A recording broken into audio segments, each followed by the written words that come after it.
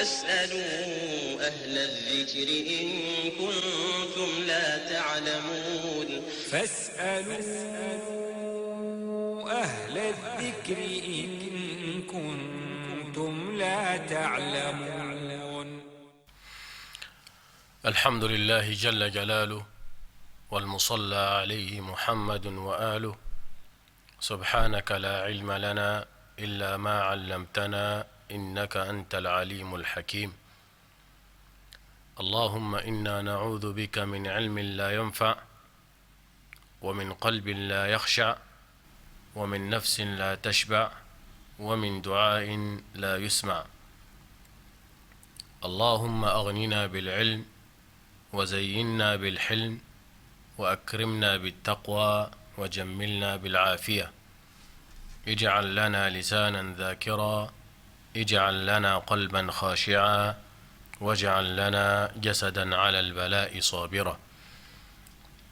وأشهد أن لا إله إلا الله وحده لا شريك له، وأشهد أن محمدا عبده ورسوله وصفيه من خلقه وخليله، أدى الأمانة وبلغ الرسالة ونصح الأمة، فكشف الله به الغمة وجاهد في سبيله حق جهاده حتى أتاه اليقين.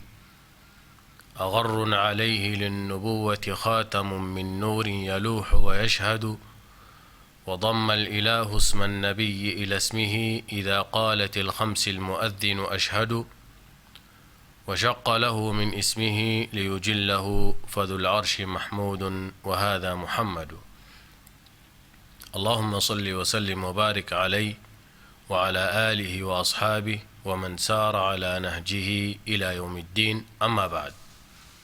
Chers téléspectateurs et chers auditeurs, assalamu alaikum wa rahmatullahi wa barakatuh.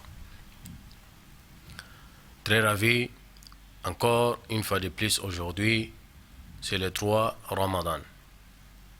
On est ensemble, je suis avec vous encore une fois de plus, autour de notre émission Oustaz Ramadan. Nous prions Allah le Très-Haut de nous donner une connaissance utile. Nous demandons à Allah le Très-Haut de nous donner un cœur qui est sain.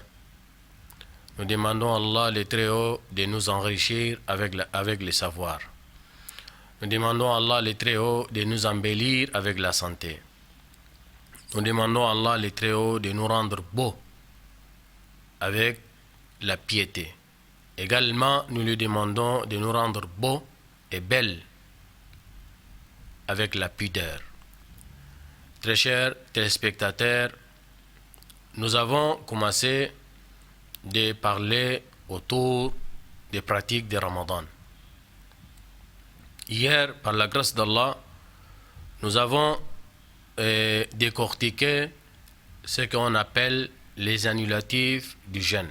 Lorsque un musulman et une musulmane jeûnent, donc chacun et chacune d'entre nous cherche à maximiser les récompenses. Chacun et chacune d'entre nous cherche à se rapprocher auprès d'Allah le Très-Haut à travers son jeûne. Chacun et chacune d'entre nous cherche à fortifier sa foi envers Allah avec son jeûne, mais car cela ne tienne, il faut éviter de commettre les infractions afin de ne pas mettre votre jeûne en cause. C'est la raison pour laquelle nous avons expliqué les annulatifs du jeûne. Aujourd'hui, avant d'ouvrir les standards et recevoir vos différentes questions, et nous allons vous donner les réponses selon la possibilité qu'Allah va nous donner, car la connaissance, la science appartiennent à Allah. Donc aujourd'hui, par la grâce d'Allah, dans quelques minutes, nous allons essayer de parler les actes facultatifs qui accompagnent les jeûnes. Les actes facultatifs qui accompagnent les jeûnes. Et également, comme nous avons expliqué les conditions qu'il faut remplir avant de rentrer dans les jeûnes et éviter aussi les annulatifs que nous les avons expliqués hier. Donc aujourd'hui, nous allons encore vous dire, il y a certains actes que nous pouvons aussi les faire pendant que nous sommes en jeûne afin de maximiser nos récompenses et afin de jeûner convenablement comme le prophète sallallahu alayhi wa sallam nous a demandé de jeûner. Rapidement, nous allons citer ces actes facultatifs. Premièrement, le petit déjeuner du matin. Premièrement, le petit déjeuner du matin, c'est ce qu'on appelle en arabe as-sahur. As-sahur. Ce petit déjeuner, ça fait partie de la sunna de notre prophète sallallahu alayhi wa sallam. Pourquoi nous prenons ce petit déjeuner? Et c'est vrai, beaucoup parmi nous ont raison, souvent, quand on se réveille à une certaine heure dans la nuit, il est difficile de prendre quelque chose à manger. C'est vrai dans les 4 heures, 5 heures du matin, 3 heures, ainsi de suite. Excusez-moi, chers téléspectateurs. Donc, il est difficile de prendre quelque chose à manger à cette heure-ci. Donc, c'est la raison pour laquelle le prophète sallallahu alayhi wa sallam nous a amené toutes les solutions. D'abord, il nous a dit pourquoi nous allons prendre ce petit déjeuner. Et il nous a dit aussi comment nous pouvons prendre ce petit déjeuner afin de respecter la sunna, la pratique de notre prophète sallallahu alayhi wa sallam. La raison pourquoi nous prenons ce petit déjeuner, le prophète sallallahu alayhi wa sallam a dit, lorsqu'Allah avait dit, Allah nous a institué le jeûne. Comme il a mentionné dans son noble livre, Allah nous a institué le jeûne comme il avait institué aux communautés qui nous sont précédées. Donc, ça veut dire il y a des communautés qui sont passées et aussi ils observaient les jeûnes comme nous. Mais le prophète avait demandé de mettre la différence entre notre jeûne et leur jeûne. C'est la raison pour laquelle il nous a demandé de prendre ces petits déjeuners. Il a dit, il faut mettre la différence entre votre jeûne et leur jeûne. En prenant ces petits déjeuners, donc vous allez mettre cette différence-là, car les communautés précédentes ne prenaient pas ces petits déjeuners. Alors, le prophète avait demandé que nous allons prendre ces petits déjeuners. Ça fait partie de la sunna. Deuxièmement, pour ceux-là qui disent qu'ils ne peuvent pas manger les matins bonheur comme ça, à l'aube comme ça, donc ça dépend. Si vous pouvez manger, c'est tant mieux. C'est bien pour vous de prendre quelque chose à manger afin de respecter la sunna des prophètes sallallahu alayhi wa sallam. Dans les cas que vous ne pouvez pas manger, le prophète a dit, de fait que vous pouvez prendre quelques morceaux de dattes. Vous pouvez prendre quelques morceaux de dattes, même si c'est une seule date que vous allez prendre, c'est considéré que vous avez pris ce déjeuner-là. Et vous allez avoir votre récompense. Si vous ne pouvez pas manger ces petites dates-là, prenez de fait que vous allez prendre un gorgée de l'eau, ça suffit. Vous prenez tout simplement un gorgée de l'eau, ça suffit. Vous avez respecté la sunna de notre prophète sallallahu alayhi wa sallam. Ça c'est le premier acte facultatif. Deuxièmement, il faut retarder. Il faut retarder à votre possibilité ces petits déjeuners-là. Il faut pas prendre ces petits déjeuners-là carrément dans la nuit. Il faut essayer de retarder ça jusqu'à ce que vous allez arriver à quelques minutes avant l'aube.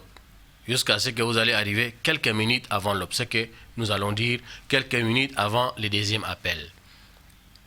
Ça fait partie de la sunna de retarder ça. Car le prophète sallallahu alayhi wa sallam a l'habitude de retarder ça. Quelques minutes avant le deuxième appel. Car il avait dit, Bilal, lui, il fait l'appel dans la nuit, et Abdullah ibn Maktoum, lui, il fait l'appel lorsque l'aube apparaît. Donc, le fait que vous retardez ces petits déjeuners-là, avant l'appel par quelques minutes, vous avez respecté la sunna de ne pas manger ça dans la nuit carrément à 3 heures, à 4 heures. Il faut retarder ça au maximum, c'est-à-dire jusqu'à ce que, si ici à Libreville on appelle à partir de 5h03, donc vous pouvez manger ces petits déjeuners-là à la rigueur jusqu'à 4h40, 4h50, c'est tant mieux. Là, comme ça, vous avez respecté la sunna de notre prophète sallallahu alayhi wa sallam. Encore une fois de plus, parmi les actes facultatifs, il faut être généreux. La générosité, c'est quelque chose qui est recommandé islamiquement. La générosité, c'est quelque chose qui est vraiment louable dans l'islam. Le prophète sallallahu alayhi wa sallam, il est généreux. Mais quand les mois bénis de Ramadan arrivent, il multipliait sa générosité. Car c'est les mois, nous devons ressentir la douleur de ceux-là qui n'ont pas l'habitude de manger 3 fois dans la journée comme nous. C'est les mois, nous allons rester à proximité avec les pauvres. C'est les mois, nous allons ouvrir les portes de nos maisons à ces indigents-là. C'est les mois que nous allons apprendre comment nous allons être généreux. Mais car cela ne tienne, comment nous allons apprendre d'être généreux alors au préalable avant? Nous n'avons pas l'habitude d'être généreux. C'est les mois-là qui va nous éduquer à être généreux, à multiplier notre générosité si nous avons, ou bien si nous étions généreux auparavant. Dans les mois-là nous conseillent, les mois-là nous apprendre, c'est une école qui nous apprend d'être généreux. Mais comment nous allons être généreux? Parce que nous-mêmes, nous avons fait cet acte-là qu'on appelle le jeûne. Nous-mêmes, nous sommes en jeûne. Nous allons ressentir la douleur de ceux-là qui n'ont pas l'habitude de manger tout le temps. La faim, la faim, la faim. Donc, lorsque vous-même vous jeûnez, vous allez avoir la faim. Vous allez avoir le soif. Vous allez avoir la faim, vous allez avoir la soif, afin de ressentir la douleur de ceux-là. Et ça incite en vous d'être généreux. Ah, donc ça veut dire que c'est difficile d'avoir la faim. C'est difficile d'avoir la soif. Afin de penser, de mettre un accent particulier à ceux-là, à ces indigents-là. Donc c'est les mois qui nous apprend à être généreux. Donc il faut être généreux dans ces mois. Et non seulement, si vous êtes généreux dans ces mois, vous pouvez avoir les récompenses de beaucoup de jeûneurs. Car le prophète sallallahu alayhi wa sallam a dit, si vous aidez une personne à rompre son jeûne, vous allez avoir la même récompense que lui. Et sans que la récompense de ces derniers ne soit diminuée. Donc imaginez-vous, si Allah vous a donné la grâce, Allah vous a donné la possibilité de nourrir au moins 10 personnes dans une journée des mois de Ramadan. Et comptez jusqu'à la fin des mois de Ramadan, Allah vous a donné cette possibilité de nourrir 10 personnes. Donc c'est chaque jour qu'on vous mentionne que vous avez jeûné 10 fois. Donc les récompenses, c'est énorme. Et nous avons dit également, les récompenses du jeûne, personne ne peut connaître les contenances de ça. Sauf Allah, le Très-Haut lui-même. Allah, il s'est approprié le jeûne en disant, le jeûne lui appartient. Donc personne ne peut dénombrer les récompenses qu'Allah peut donner à un jeûneur. Il faut être généreux.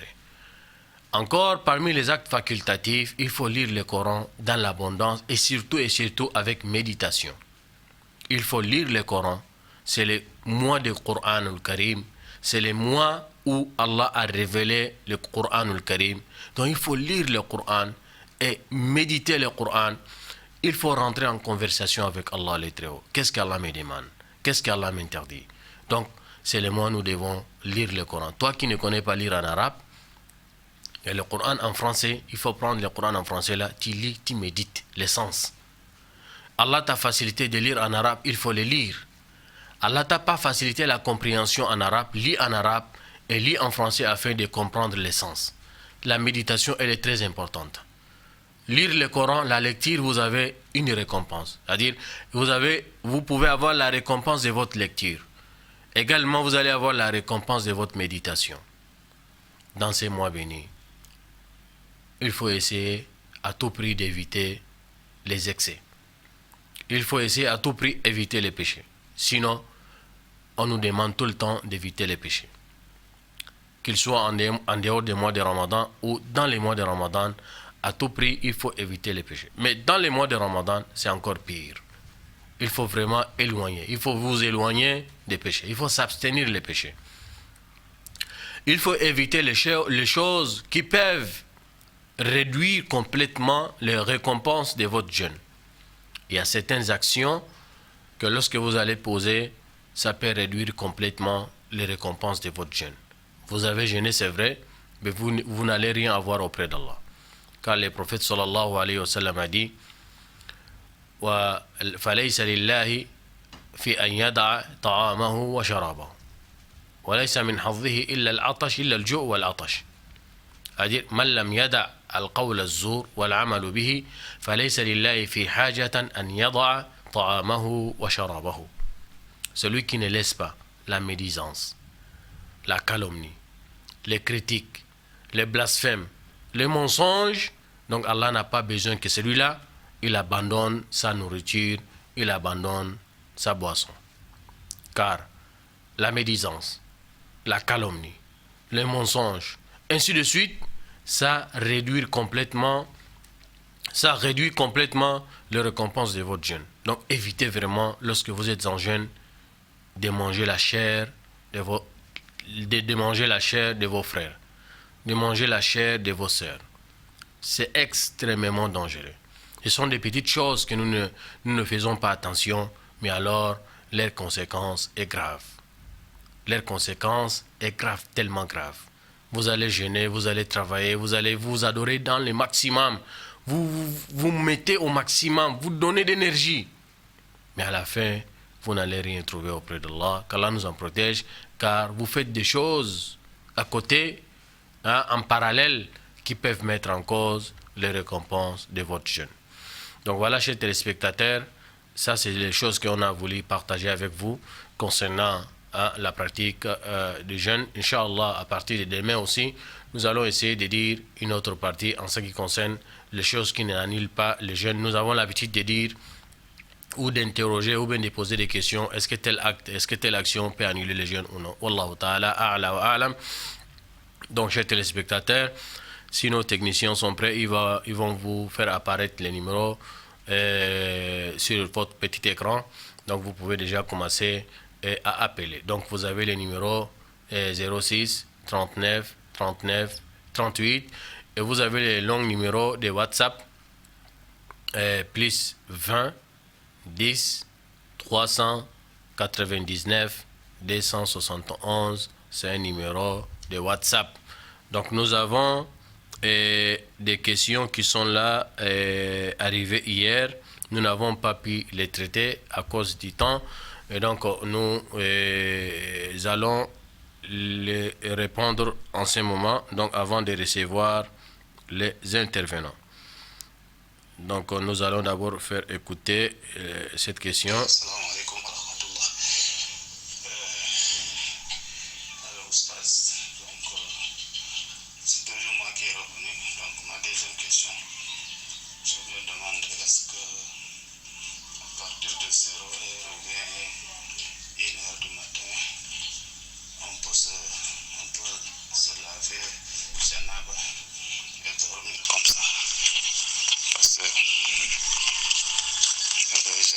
Quelque part, les gens disent qu'on ne peut pas dormir avec le janab. Par exemple, tu vas aller au travail à partir de 3 heures du matin, donc tu peux te laver janab à 0 heure ou bien 1 heure du matin. Voilà, donc ma question c'était ça. Est-ce que c'est faisable ou pas? Bon, salam alaikum wa rahmatullah. Donc, vous avez écouté cette réponse-là. C'est une question à fond, qui est venue hier. On n'a pas pu la traiter. Donc, nous allons recevoir les appels. Mais il est parti, désolé. Le frère, il demande, par exemple, dans les mois de Ramadan comme ça, la personne a les janab. La personne, elle se retrouve en étant de l'impurité majeure. Alors, alaykoum salam. Essayez de réduire le volume de votre télévision. Et présentez-vous. Moi, c'est Ousmane Dekouré. Oui, diminuez le volume. Mais c'est les crachats qui m'embêtent là dans le carême. Ça m'embête. Qu'est-ce qui vous embête? Est-ce que le crachat, est-ce qu'on peut avaler le crachat, ça ne coupe pas le jeûne? Ok. C'est tout? C'est ça seulement qui m'embête. C'est Oui, tout? c'est ça qui m'embête. Même je pars à la mosquée, avant de finir prier, vraiment ma bouche est remplie avec ma conscience. Ok. Vous allez écouter la réponse. Inch'Allah. Ok. Merci. Faites comme le frère Othman. Donc, le frère qui lui a précédé pour hier, lui, il se retrouve en état de l'impurité majeure, à savoir le janaba, dans la nuit. Donc, est-ce qu'il est-il permis de prendre son bain à partir de 0h ou bien à minuit? 0h, oui, à minuit ou bien à 1h du matin, car lui, il va au travail à partir de 3h du matin. C'est permis de prendre ton janaba et dormir. C'est permis de prendre ton janaba et permis. Dans les mois de Ramadan ou en dehors des mois de Ramadan, il n'y a pas de problème. Et c'est ça la même la sunna. Allô? Alaykoum salam. Diminuez le volume de votre télévision. Oui. Et présentez-vous. Moi, je m'appelle Oumar. Vous appelez comment? Oumar. Omar. Oui, Oumar. Oui, allez-y, je vous écoute. J'ai une petite question à poser. Bismillah. La prière qu'on fait à 0h là. Moi, je voulais savoir, est-ce que c'est possible de le faire à la maison, la nuit aussi? Est-ce que c'est possible de le faire à la maison? Oui, si c'est le cas, oui. Mais parce que je ne connais pas assez de versets de Coran, mais je connais jusqu'à la soirée de Wassama, Isa, Kel, Bourou. Est-ce que je vais prendre de là jusqu'en bas? Je fais une raka, et je fais encore le pareil jusqu'en toujours. C'est-à-dire tous les 8 rakas ou bien les 10 rakas, là, tu fais seulement avec Wassama, Isa, Tel, Bourou. Chaque raka, tu lis la même sourate. Non. La prière n'est pas la prière, ce qu'on fait après Isha, c'est qu'on fait les 10 jours de du mois de Ramadan. Voilà, donc à la maison, est-ce que je peux m'arrêter à la maison? Moi-même, je dépends de Wassama, Isaac, Bouroudi, et puis Wassama, Iwato, Rico, et puis avec Sabion, je m'en dis qu'en haut là, jusqu'en bas, jusqu'en bas, je fais une raka, je fais encore pareil, jusqu'à là, c'est le plus, je fais une raka. C'est la question. Vous allez écouter la réponse, Inch'Allah. D'accord. Donc, je disais pour le frère Osman, c'est permis de prendre ton grand bain, c'est-à-dire la pureté majeure, et dormir. C'est ça la sunna. Maintenant, par conséquent, si vous n'avez pas eu le temps ou bien le sommeil vous a emporté, vous pouvez prendre ça le matin, il n'y a pas de problème. Même si vous êtes en jeûne, vous pouvez vous laver avec votre janaba et vous vous lavez, vous continuez votre jeûne. Allô? Allô? Oui, présentez-vous. Bonsoir. Bonsoir, présentez-vous. Le nom? Rachida. Rachida. Ok. Oui, en fait, j'aimerais savoir, est-ce que c'est possible de faire les 11 rakas avec une seule sourate? Est-ce qu'il est possible de faire les 11 rakas avec une seule sourate? Oui. Pourquoi? Bon, comme la personne aussi vient à peine de se convertir, elle ne connaît pas vraiment toutes les sourates. Est-ce que c'est possible que... Ok. C'est bon? C'est tout? Oui, je sais que je voulais savoir juste. Ok, vous allez écouter la réponse. Ok, merci. Salam alaikum. Alaykoum salam. Le frère Omar, lui, il parle de tarawih. Est-ce que c'est permis de prier à la maison? Le tarawih, les rakas que nous faisons pendant les mois de Ramadan après la prière de Isha, est-ce que c'est permis de prier à la maison? Et si c'est le cas, c'est permis de le prier à la maison. Et lui, il veut commencer de Wassama, Izat el-Burouj jusqu'à en bas, jusqu'à Nasi, avec les rakas qu'il va prier à la maison. C'est permis de prier à la maison, c'est pas interdit. Mais de préférence, nous parlons de la préférence. De préférence de la prière à la mosquée avec les jama'a pour gagner les mérites. Mais c'est permis, précisément pour le tarawih. Je ne parle pas de la prière d'Aïcha. La prière d'Aïcha, les savants ils sont presque unanimes, on doit la prier à la mosquée. Et surtout, si nous sommes à proximité de la mosquée, ou bien nous écoutons, nous entendons même l'appel de la mosquée. Alaykoum salam, présentez-vous. C'est encore le Omar. Omar, oui. C'est pas les tarawih, les 10 derniers jours de la nuit qu'on fait à minuit. Ok, les 10 derniers jours là. Voilà, donc c'est pas les tarawih en fait. C'est les 10 derniers jours de la nuit qu'on fait à minuit jusqu'à 3h et puis après on mange. Ok. Donc, les 10 derniers jours... Oui, c'est bon, la question est déjà bien corrigée, c'est bon.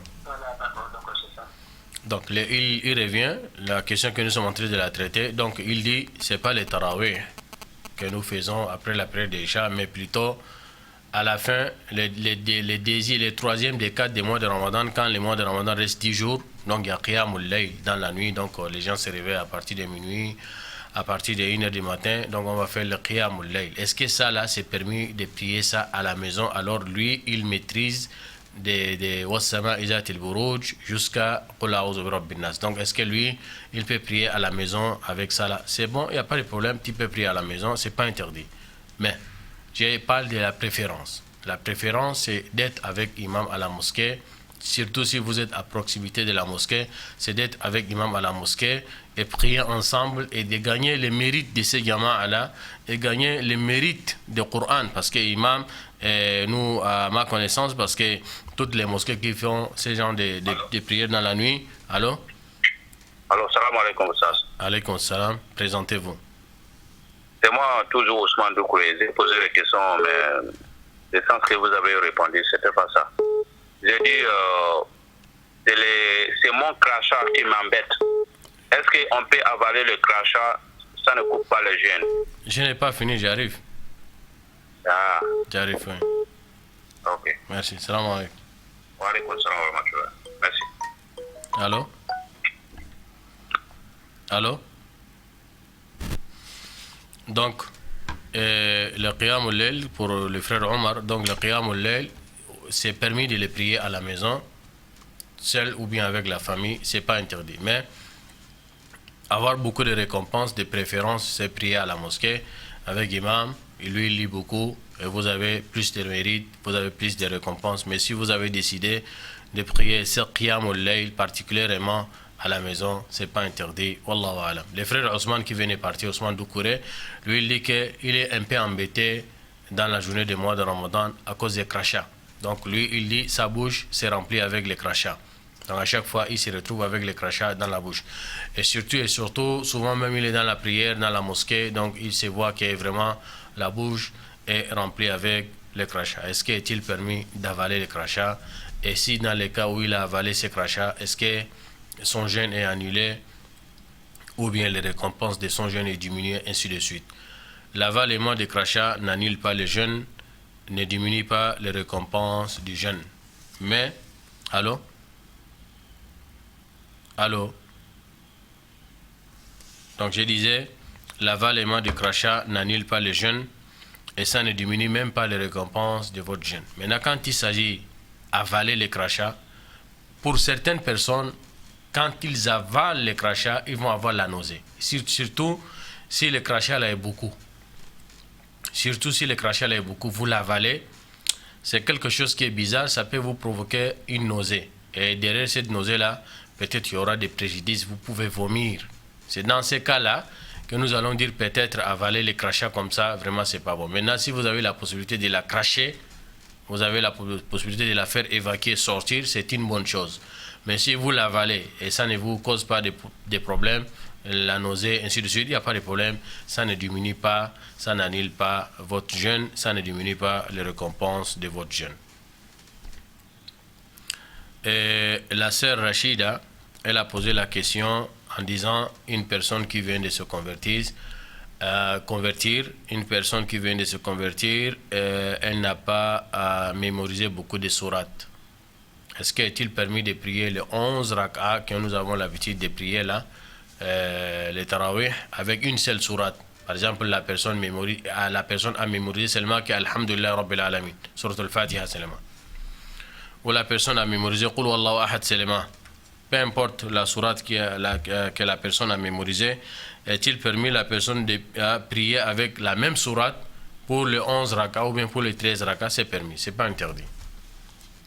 C'est permis, c'est pas interdit de répéter la même sourate ou bien les mêmes versets dans les différents rak'ah. Si vous priez 10 rak'ah, vous priez quelques rak'ah, mais vous avez seulement quelques chapitres, une seule chapitre ou bien quelques versets seulement, vous pouvez les répéter dans toutes les rak'ah, c'est pas interdit. Il y avait un compagnon du prophète sallallahu alayhi wa sallam, lui il priait, allô?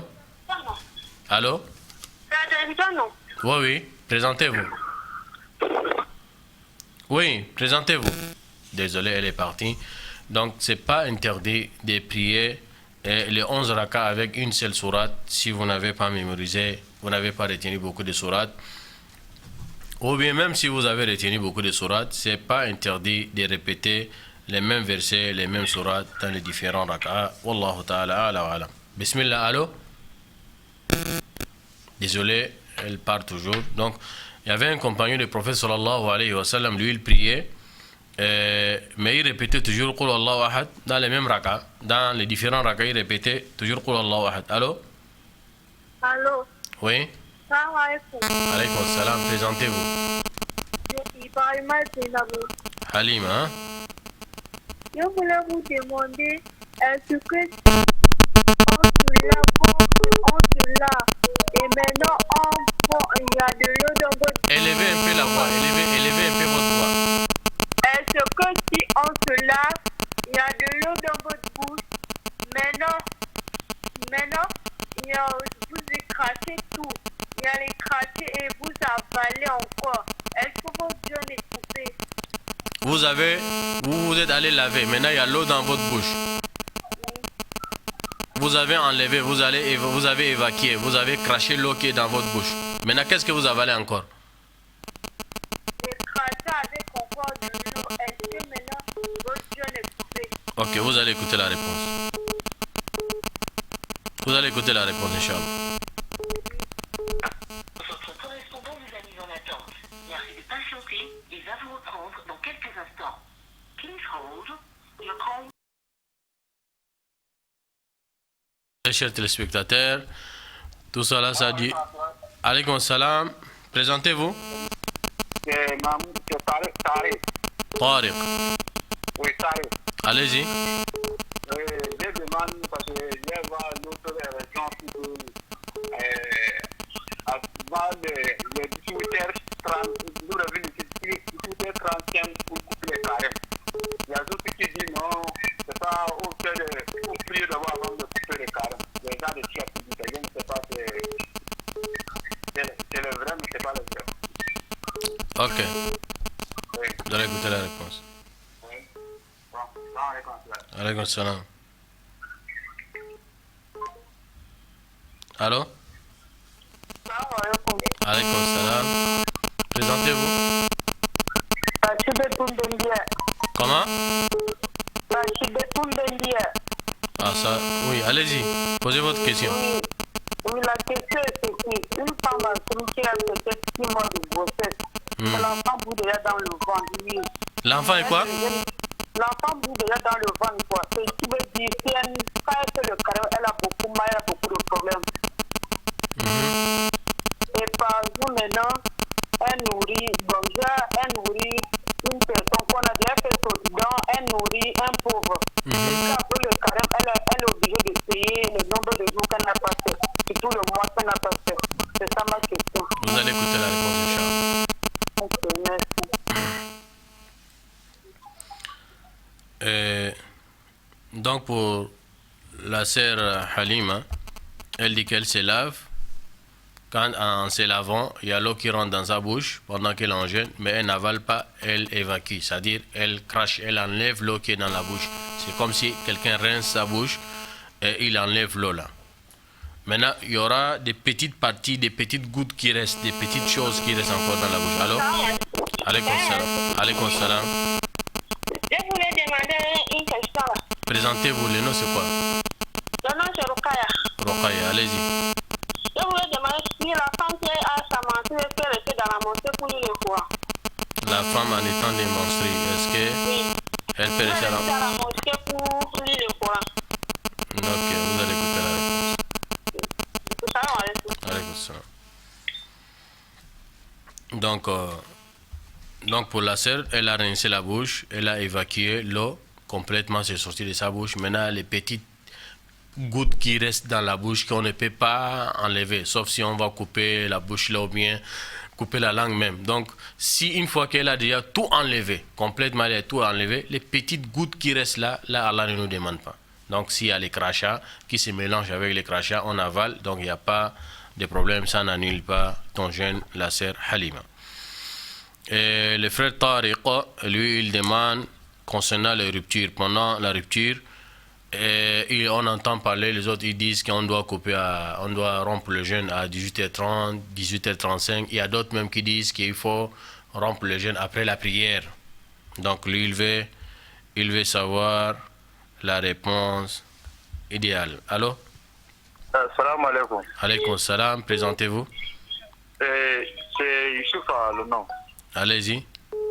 Je voudrais savoir si le mois de Ramadan est passé, l'année dernière, et qu'on a des jeunes à rembourser.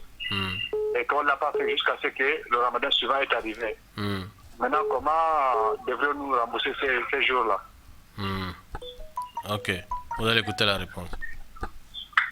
Vous allez écouter la réponse, Inch'Allah. Ah, d'accord, Inch'Allah. Merci. Donc, pour le frère Tariq, donc il a demandé pour les ruptures, donc il y a beaucoup de paroles par ici, par là. D'autres qui disent qu'il faut prier avant de rompre, d'autres qui disent qu'il faut 18h30, d'autres qui disent qu'il faut 18h35, ainsi de suite. Donc, quelle est vraiment la position exacte de l'islam concernant la rupture du jeûne à la fin de la journée, c'est-à-dire au crépuscule. Donc, la rupture, le prophète sallallahu alayhi wa sallam a dit إِذَا غَرَبَتِ الشَّمْسُ مِنْهَا هُنَا فَقَدْ أَفْطَرَ الصَّائِمُ. Lorsque le soleil arrive déjà au crépuscule, le jeûneur a déjà rompu son jeûne. Donc, nous allons rompre le jeûne une fois que le soleil est déjà couché. Donc, si on ne connaît pas comment le soleil se couche, donc il faut rester câblé à l'appel à la mosquée. Et il faut regarder, il y a certaines mosquées qui ne respectent pas la sunna. Donc, ils font les appels, ils font leur appel pour la prière de 18h30 là, ou bien 18h là. Donc, ils font l'appel en retard. Ils font l'appel en retard. Alors, aujourd'hui, par exemple, notre cas d'aujourd'hui à Libreville, le soleil se couche à partir de 18h23.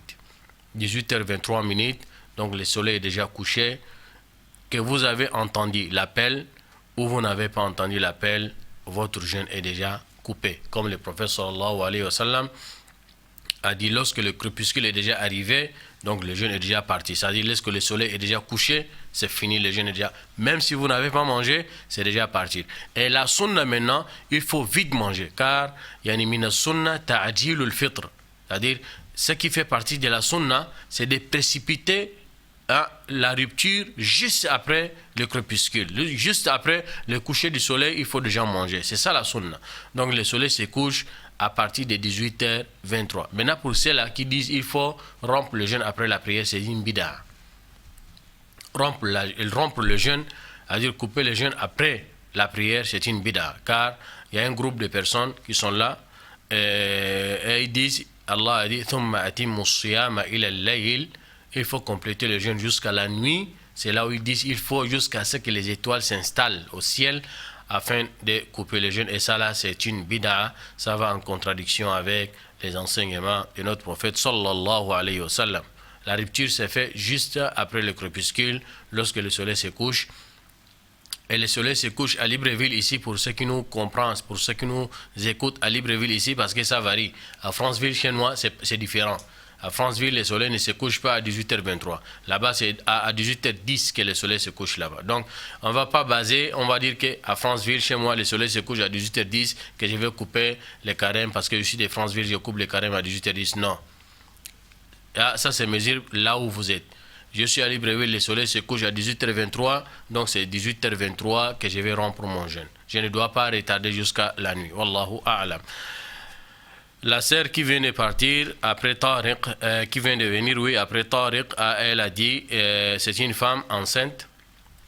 Elle se retrouve en état de la grossesse. Jusqu'à, elle a dit, c'est 6 mois. L'enfant même commence à bouger dans son ventre. Elle a opté à l'option qu'elle ne jeûne pas. C'est-à-dire, chaque jour, elle nourrit à un pauvre, comme nous avons dit hier et avant-hier. Donc, pour une femme enceinte ou bien pour une femme qui allait un bébé, elle a l'option, elle a plusieurs options. Donc, mais l'option que nous avons optée, l'option que nous avons préférée, l'option que nous épousons, donc elle ne jeûne pas au préalable. C'est ce que la sœur vient de dire. Elle n'a pas jeûné au préalable. Elle nourrit tous les jours un pauvre. Allô? Oui, allô? Oui, salam alaikum. Wa alaikum salam. Présentez-vous. C'est Abdullah. Abdullah, naam. C'est vrai, les prières qu'on fait vers minuit là. Quand tu as trouvé, ils ont commencé à faire la prière là où ils étaient, tu allais continuer même temps, ou bien tu fais comment? Ça veut dire quoi? Ça veut dire quoi là où ils étaient? Quand ils ont commencé la prière là. Le qiyamul layl. Tu vas connaître en même temps ou bien tu vas faire comment? Toi tu viens d'arriver, tu as trouvé, ils ont commencé même un raka. Tu vas faire comment? Ok, vous allez écouter la réponse. Il y a une deuxième question. Si tu as fait la prière obligatoire, tu as oublié un sujoud dedans. Mais tu dois faire comment aussi? Voilà, c'est les deux questions là. Ok, vous allez écouter la réponse. D'accord, merci. Donc pour la sœur, elle a opté dès le départ, elle ne jeûne pas, elle nourrit chaque jour un pauvre. Elle demande, est-ce qu'à la fin du mois de Ramadan, elle va rembourser? Non seulement elle a nourri dès le départ, mais à la fin, elle va rembourser ou non. Donc la voie que nous avons choisie, la voie que nous avons épousée, donc elle ne rembourse pas à la fin du mois de Ramadan, comme le prophète sallallahu alayhi wa sallam, inna Allah wada'a as-siyam anil murdi' wal hamil. Inna Allah wada'a as-siyam anil murdi' wal hamil. Le hadith complet, inna Allah wada'a shatru as-salah anil musafir was siyama anil murdi' wal hamil. Donc Allah vous a donné la grâce. Donc ne cherchez pas la disgrâce. Allah vous a déjà donné cette grâce-là. Donc ne cherchez pas la disgrâce. La disgrâce, c'est-à-dire, Allah vous a donné cette facilité de ne pas gêner et il faut nourrir chaque jour et puis c'est fini. À la fin, il n'y a pas les remboursements. Mais il y a d'autres voies, il y a d'autres opinions qui demandent à la femme de les rembourser. Mais la voie que nous épousons, une fois qu'elle a nourri, elle ne rembourse pas. Wallahu alam. Allô? Salam alaikum. Alaykoum salam, présentez-vous. Comment allez-vous? Alhamdulillah, présentez-vous, le nom. Le nom de Sankare Aboubakar. Comment? Aboubakar. Aboubakar, allez-y. Élevez un peu votre voix. Par exemple, le prière de l'extrait de la mosquée devant l'imam. Élevez un peu votre voix. La prière de quoi? Vous êtes devant imam? Devant imam, mais il y a le barrière. Il y a interdit ou de se permis? Devant imam, il y a quoi? Il y a le barrière. Barrière de quoi? Barrière de la mosquée, en dehors de la mosquée, quoi. Donc, vous priez en dehors de la mosquée. Prier à l'extérieur de la mosquée. Alors que la mosquée, il y a la scène de la mosquée, vous voulez prier à l'extérieur. Oui. Ok. Vous allez écouter la réponse. Merci.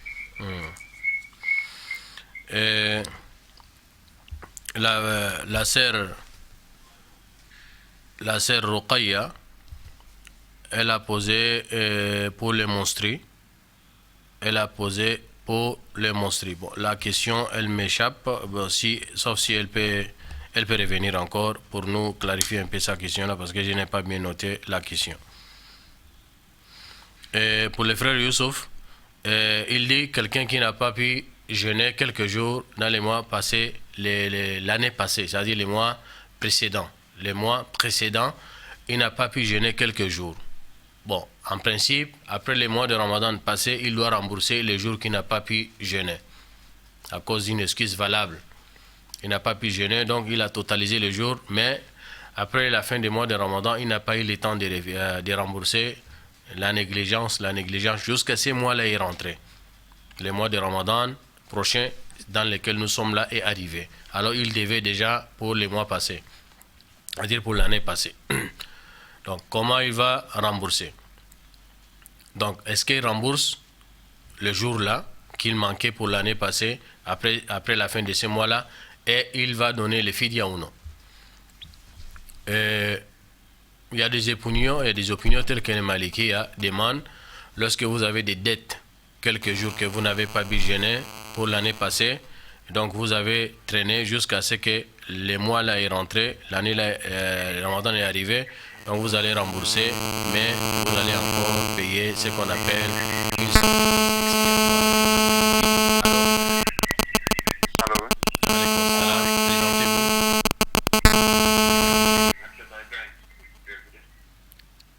Présentez-vous. C'est Monsieur Ibrahim. Monsieur Ibrahim, hein? Allez-y. Oui, moi, mon question, je voulais savoir jusqu'à quelle heure on doit manger. Jusqu'à quelle heure on peut manger, hein? Oui, jusqu'à quelle heure on doit manger. Pour le matin, n'est-ce pas? Oui. Donc, pour les frères Youssouf, donc la voix de Malikia demande que tu rembourses le jour que tu n'as pas pu les gêner pour l'année passée, après la fin de ces mois-là, donc il faut les rembourser, mais avec un sacrifice expiatoire qu'on appelle le fidya, afin de vous racheter. Mais la voie que nous épousons, la voie qui est juste, il n'y a pas un dalil, c'est-à-dire il n'y a pas une preuve qui demande à la personne de rembourser les dettes qu'il devait pour l'année précédente, alors jusqu'à ce qu'il y ait une nouvelle année qui est rentrée à cause de la négligence.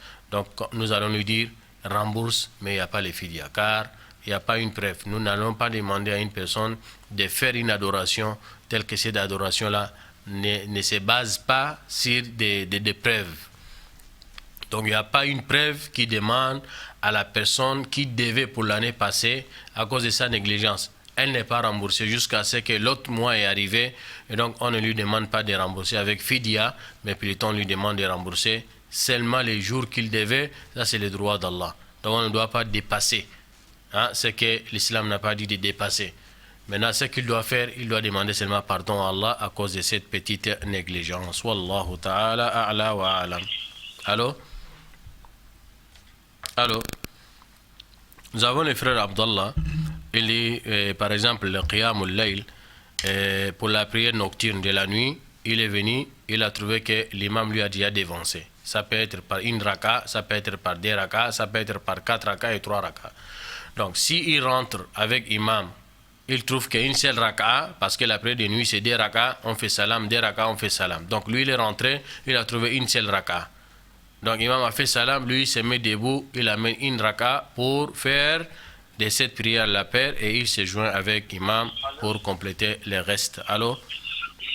Oui. Présentez-vous les noms.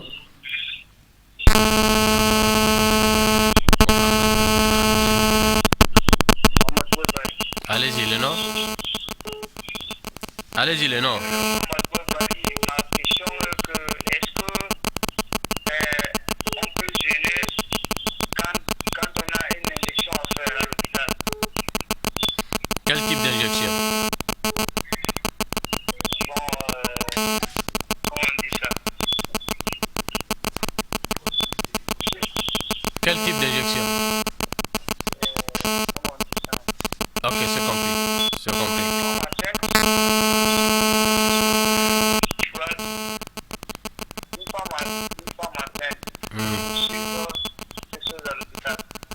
Ok, pour un traitement. Ok, l'injection pour un traitement. Oui. Ok, vous allez écouter la réponse. Donc, le frère Abdallah, je disais, lorsque vous rentrez avec imam, vous trouvez une seule raka. Donc, quand imam fait salam, vous amenez une autre raka. Vous amenez une autre raka pour compléter, pour faire des. Vous faites salam et vous allez vous joindre avec imam. Ça, deuxième volet de sa question. Quelqu'un qui est dans la prière obligatoire ou une prière surrogatoire, elle a oublié un sujoud dans sa prière. La personne a oublié un sujoud. Au lieu de faire 2 sujoud dans une raka, il a fait qu'une seule sujoud, il a oublié le deuxième sujoud, il allait debout. Comment il va réparer? Par exemple, je vais donner un exemple pour bien approcher la question. Quelqu'un qui prie, par exemple, la prière de Asr, ou la prière de Maghrib, ou la prière de Dhuhr, ou bien la prière de Isha, n'importe. Donc, il est dans la prière de Maghrib. Donc, il a fait première raka. Il est debout. Il a terminé bien la première raka. Il est maintenant dans la deuxième raka. Il a bien fait la deuxième raka. À la fin, maintenant, il a fait sujoud. Il a fait qu'une seule sujoud au lieu de 2. Mais il est allé déjà debout dans la troisième raka. Il est déjà allé debout dans la troisième raka. Donc, dès qu'il est déjà debout dans la troisième raka, en train de réciter maintenant Fatiha pour la troisième raka, il se rend compte, ah, mais la raka que je viens de terminer là, j'ai oublié un sujoud. Donc, il continue sa prière, mais il annule la deuxième raka là. Il a fait quoi?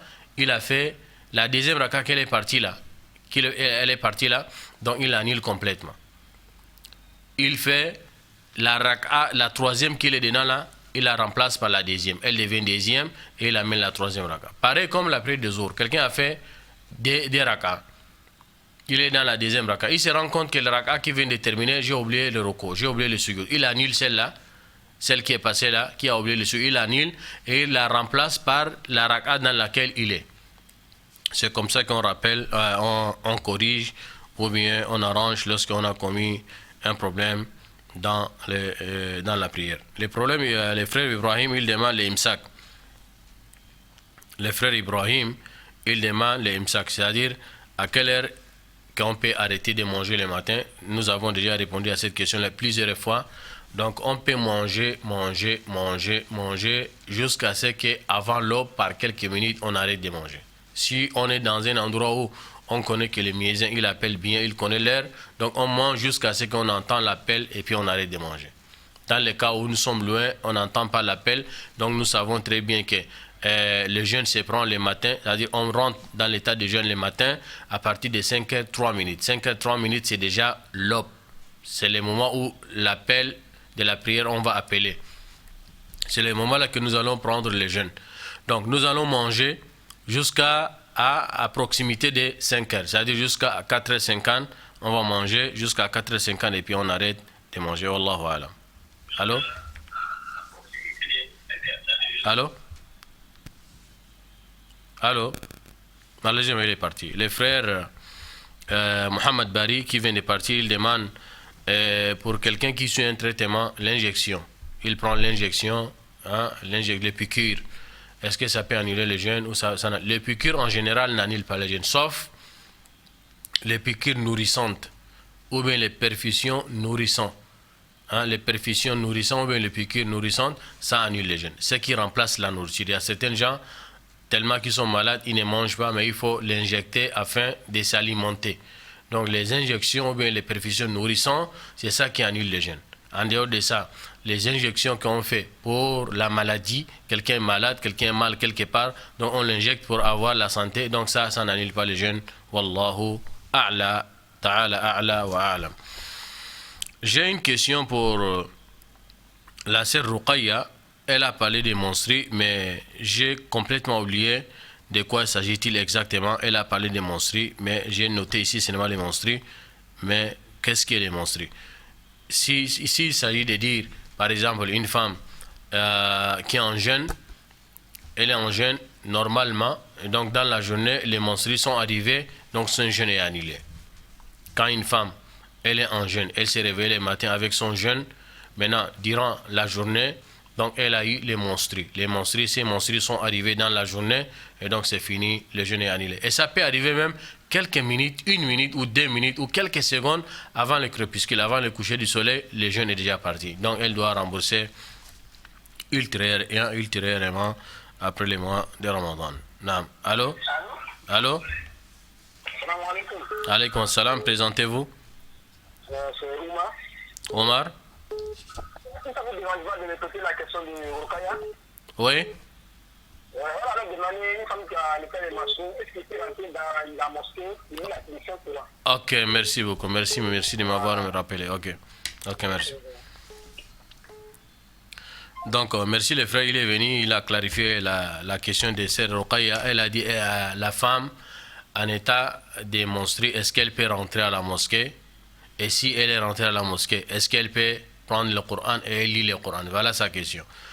Et pour une femme en état de menstruer, elle peut rentrer à la mosquée, il n'y a pas d'interdiction. Sinon, c'est un point de divergence entre les savants. Il y a certains savants, ils ont interdit la femme en état de menstruer de ne pas rentrer à la mosquée, mais bon, ils l'ont interdit tout simplement pour la sacralisation de la mosquée. Mais il n'y a pas de preuve. Parce que lorsqu'on interdit la personne de faire telle chose, on recommande à la personne de faire telle chose, il faut au moins apporter les preuves.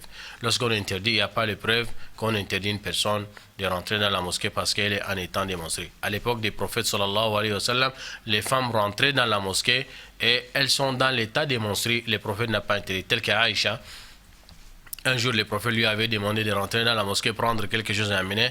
Elle a dit que moi je suis en état de menstruer. Le prophète a dit, ton menstruer c'est pas sur ta main.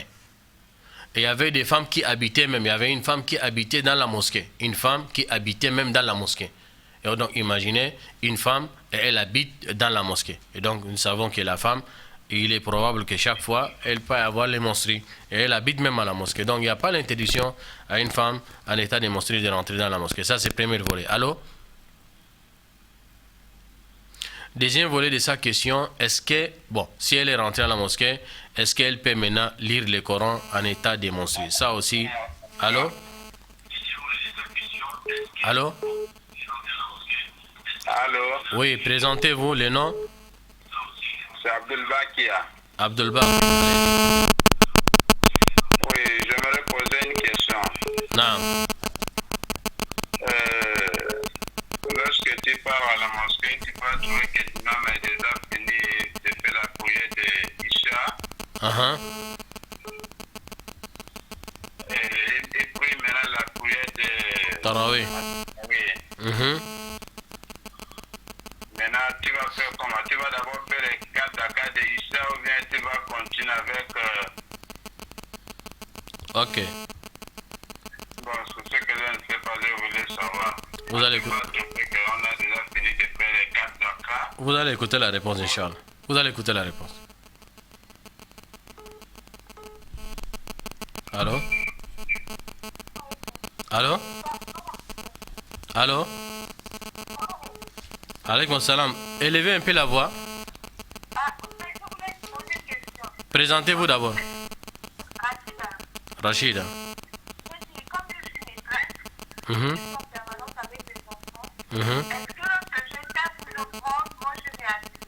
Comment? Est-ce que quoi?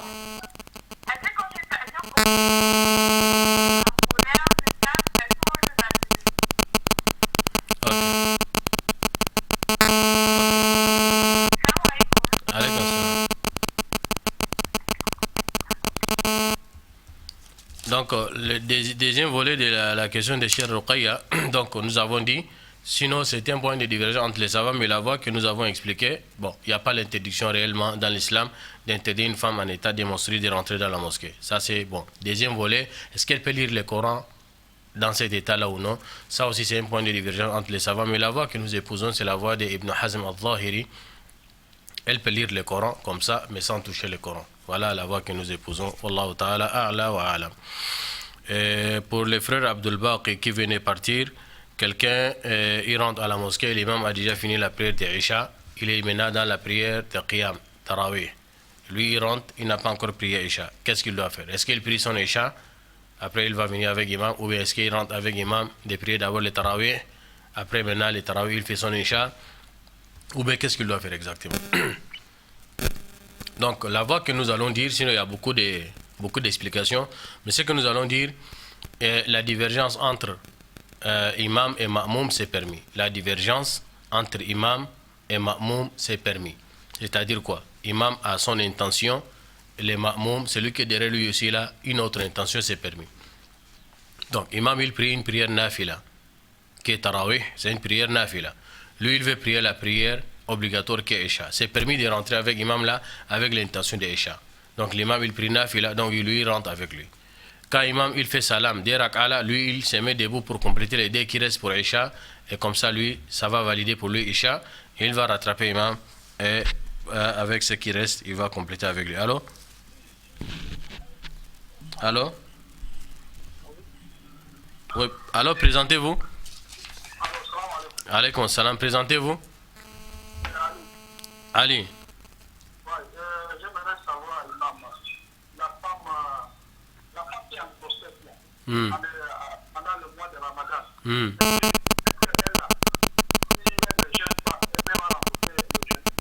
je viens de répondre tout à l'heure là. Si elle ne gêne pas, elle nourrit chaque jour un pauvre, mais elle n'a pas remboursé après.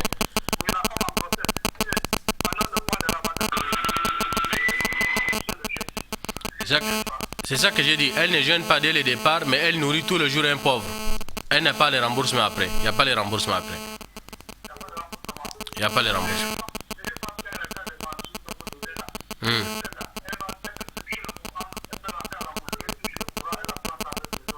C'est ça que j'ai dit. Elle peut rentrer à la mosquée, écouter les prêches, écouter le Coran, lire le Coran, mais de préférence qu'elle ne touche pas. salam. Amin, Inch'Allah. Allô? Allô? Allô? Donc nous avons le frère, la sœur Rachida, elle dit qu'elle est maîtresse à l'école. Donc elle est vraiment, qu'Allah lui donne les récompenses. Elle éduque, c'est une éducatrice, c'est une institutrice. Elle éduque nos enfants. Nous savons qu'à l'école avec les petits enfants là, c'est pas vraiment facile. C'est pas du tout facile, c'est un boulot qui est difficile vraiment. Donc du courage, la sœur Rachida, du courage encore, une fois encore de plus de courage, qu'Allah vous soutient dans cette belle fonction là vraiment, qu'Allah vous soutient. Bon, le problème c'est quoi? Elle est en jeûne, donc les enfants là, ils ne restent pas tranquilles. Donc tantôt elle crie sur les enfants là, elle corrige les enfants là, elle a donné quelques coups de chicotte, c'est-à-dire elle chicote les enfants là, parce que les enfants ne restent pas tranquilles. Elle crie sur eux, elle les chicote. Donc est-ce que ça peut mettre en cause son jeûne? Non, ça ne peut pas mettre en cause votre jeûne. Mais c'est seulement vraiment, au lieu de chicoter, au lieu de parler, élever le ton, élever la voix, crier sur eux, essayer de quand même les flatter un peu, les conseiller, les prendre avec de l'amour, ainsi de suite. Mais dans le cas aussi que vous criez sur eux, dans le cas aussi vous les chicotez, ça ne peut pas annuler votre jeûne. Wallahu ta'ala a'la wa a'lam, chers téléspectateurs. Donc nous sommes arrivés à la fin de notre émission. Nous allons vous dire au revoir. Inch'Allah, si Allah nous accepte, Allah nous donne la grâce, nous allons nous retrouver à partir de la semaine prochaine, le lundi prochain. Votre émission Oustaz Ramadan, c'est de lundi au mercredi. Donc nous avons déjà été avec vous les lundis. Qu'Allah met la baraka, qu'Allah met la grâce, qu'Allah accepte tout ce que nous avons dit, tout ce que nous avons fait dans ces journées-là, les lundis, les mardis, ainsi que les mercredis aujourd'hui. Donc nous prions Allah le Très-Haut de nous agréer, de nous accepter. Et surtout, si nous avons commis des excès, nous avons commis des erreurs, qu'Allah nous pardonne et qu'Allah vous pardonne. Et nous prions Allah le Très-Haut d'agréer notre jeûne. Nous demandons à Allah le Très-Haut d'agréer, d'accepter nos prières. Nous demandons à Allah le Très-Haut d'accepter et d'agréer nos invocations. Et nous allons invoquer tous Allah ensemble en disant Rabbana taqabbal siyamana wa salatana wa du'aana wa salih a'malina wa la taruddana khaibin. Allahumma ahsina aqibatana fil umuri kulliha wa ajirna min khizyi ad-dunya wa adhabil akhirah. ربنا ظلمنا أنفسنا وإن لم تغفر لنا وترحمنا لنكونن من الخاسرين. يا من يرى ما في الضمير ويسمع، أنت المعد لكل ما يتوقع.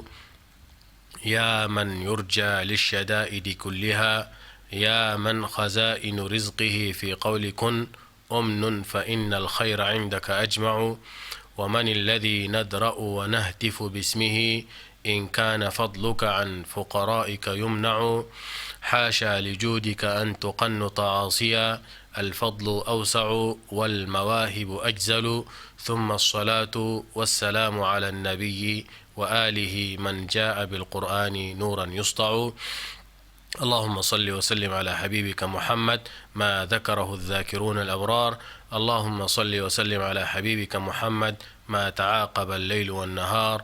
وآخر دعوانا أن الحمد لله رب العالمين. وسبحانك اللهم وبحمدك أشهد أن لا إله إلا أنت أستغفرك وأتوب إليك. والسلام عليكم ورحمة الله وبركاته.